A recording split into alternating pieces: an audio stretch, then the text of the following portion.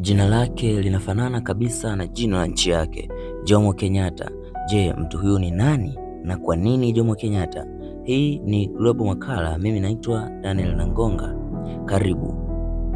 Kenyatta alizaliwa katika mashamba ya Kikuyu huko Kiambu, iliyokuwa British East Africa.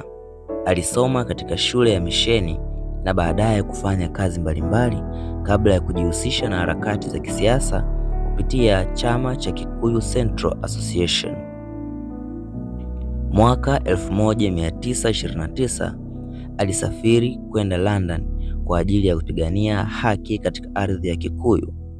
Miaka 1930 alipata fursa ya kusoma katika chuo cha Moscow Communist University College London na London School of Economics. Turudi nyuma kidogo katika maisha yake ya awali. Kenyatta alizaliwa na kukua katika familia ya Kikuyu katika kijiji kilichoitwa Ngenda. Baba yake aliitwa Muigai na mama yake aliitwa Wambui, na yeye mwenyewe aliitwa Kamau wa Muigai.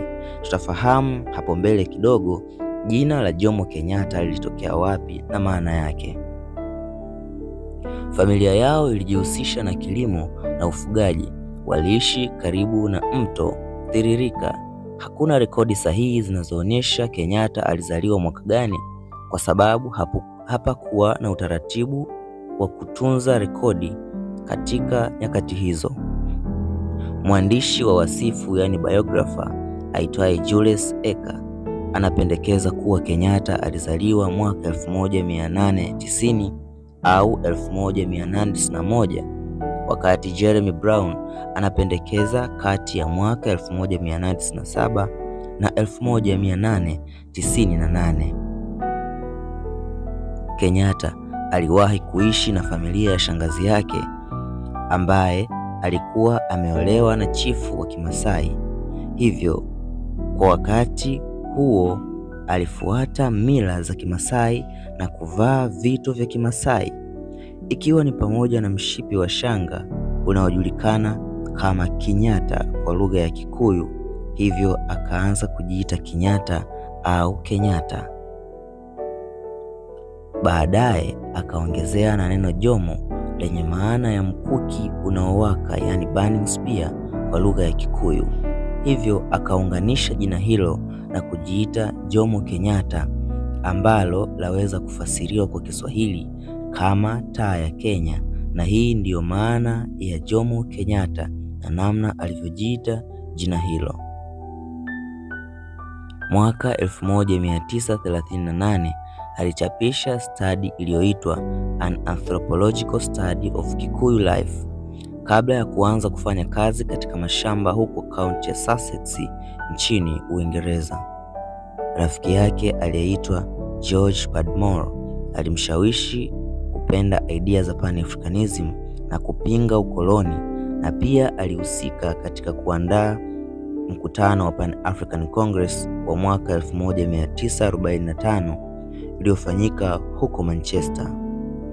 Mwaka 1946 alirudi Kenya na kuwa mkuu wa shule, na mwaka 1947 alichaguliwa kuwa rais wa chama cha Kenya African Union, ambapo alianza harakati za kupigania uhuru wa taifa la Kenya. Mwaka 1952 alikamatwa miongoni mwa wengine walioitwa Kipanguria 6. Kipanguria 6 hawa walikuwa ni vijana 6 waliokamatwa kwa kuanzisha vuguvugu la Mau Mau la kudai uhuru wa Kenya na kutupwa gerezani. Wengine walikuwa ni Bildad Kagia, Kung'u Karumba, Fred Kubai, Paul Ngei na Ochieng Oneko. Japo alijipambanua kuwa hana hatia, lakini bado alishikiliwa na kufungwa katika gereza la Locktown hadi mwaka 1959, na baadaye alipelekwa uhamishoni huko Lodwar hadi mwaka 1961. Baada ya kuachiwa, Kenyatta akawa rais wa KANU, chama alichokiongoza hadi kuleta uhuru wa nchi mwaka 1963 kupitia uchaguzi mkuu chama cha KANU kilichoongozwa na Jomo Kenyatta kilishinda viti 83 dhidi ya KADU kilichoongozwa na Ronald Ngala kilichoshinda viti 33, na chama kingine cha APP kilichoongozwa na Paul Ngei kilichoshinda viti 8. Jomo Kenyatta kama waziri mkuu wa nchi ya Kenya huru alishuhudia mabadiliko ya koloni la Kenya kuwa jamhuri, ambapo yeye akawa rais mwaka 1964. Kenyatta alitamani nchi ya chama kimoja na alihamisha mamlaka yote ya majimbo katika serikali kuu, yani centralization. Alizuia upinzani wa kisiasa na kumkataza mpinzani pekee wa KANU aliyeitwa Oginga Odinga wa chama cha Kenya People's Union, ambaye ni baba wa Raila Odinga. Alimkataza kushindana au kugombea katika uchaguzi mkuu. Mtoto wa Jomo Kenyatta, Uhuru Kenyatta, pia alifanikiwa kuongoza nchi ya Kenya kama rais wa 4 wa Kenya aliyetawala tangu mwaka 2013 hadi mwaka 2022.